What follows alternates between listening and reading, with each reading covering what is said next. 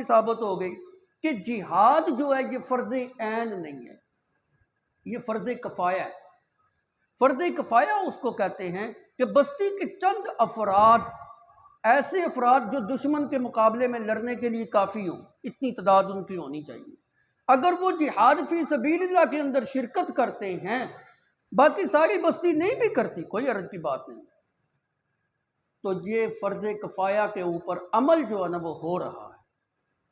فرض کفایہ اس عمل کو کہتے ہیں جس کے اندر سارے لوگوں کے اوپر وہ عمل فرض نہیں ہوتا۔ اور بھی بہت ساری چیزیں جو ہے نا وہ فرض کفایہ ہیں، مثلا جنازہ ہے، جنازہ فرض کفایہ ہے کہ بستی کے چند افراد جو ہے نا میت کی تجہیز و تکفین کے اندر اگر شامل ہو جاتے ہیں تو ساری بستی گناہگار ہونے سے بچ جاتی ہے۔ اسی طرح اگر بستی کے کچھ افراد جہاد فی سبیل اللہ کے اندر شرکت کرتے ہیں، فرض کفایہ کے اوپر عمل ہو رہا ہے، تو باقی ساری بستی گناہگار ہونے سے بچ جاتی ہے۔ اسی طرح تعلیم و تعلم کا جو سلسلہ ہے، درس و تدریس کا جو سلسلہ ہے، علم کے حصول کا جو سلسلہ ہے، یہ بھی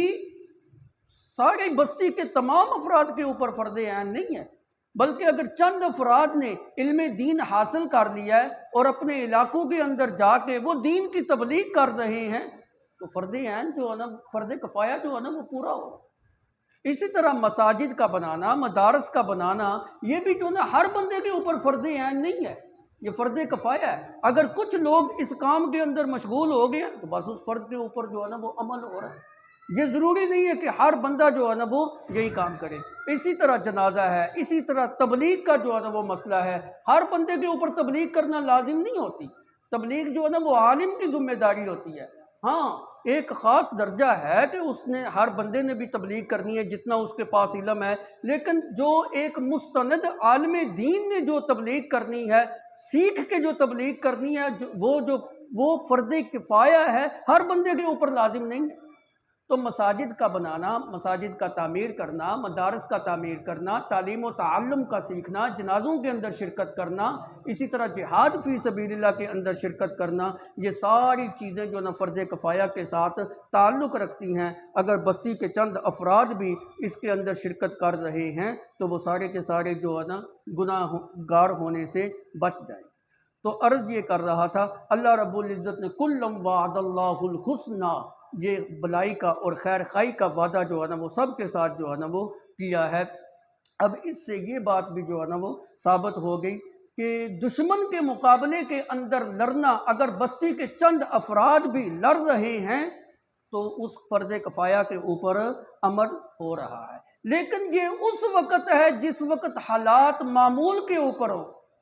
اگر حالات غیر معمولی ہوں، مثلا دشمن آپ کے اوپر چڑھائی کر رہا ہے، آپ کے اوپر جو ہے نا حملہ کر رہا ہے، تو پھر اس وقت چند افراد کے اوپر جہاد فی سبیل اللہ فرض نہیں ہوگا، بلکہ بستی کے تمام افراد کے اوپر جہاد جو ہے نا وہ فرض ہو جائے۔ دشمن آپ کے اوپر چڑھ رہا ہے اور آپ چند افراد جو ہے نا وہ نکلے ہوئے ہیں جہاد کرنے کے لیے، نہ،